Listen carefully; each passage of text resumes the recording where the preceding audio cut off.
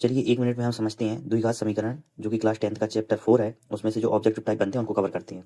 सबसे पहले आपसे पूछा जाता है द्विघात समीकरण का मानक रूप, तो इसका जो मानक रूप है आपको याद होना चाहिए ax² plus bx plus c बराबर 0 और a का मान कभी नहीं हो सकता 0 के बराबर, तो ये मानक रूप कहलाता है। इस द्विघात समीकरण को हल करने के लिए सूत्र दिया, उस सूत्र को बोलते हैं द्विघाती सूत्र, और द्विघाती सूत्र का एक और नाम है जिसे बोलते हैं श्रीधराचार्य सूत्र।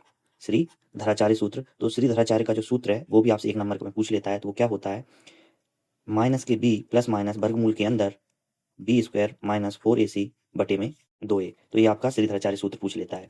तीसरे नंबर पे जो क्वेश्चन पूछा जाता है वो पूछा जाता है द्विघात समीकरण का ग्राफीय निरूपण।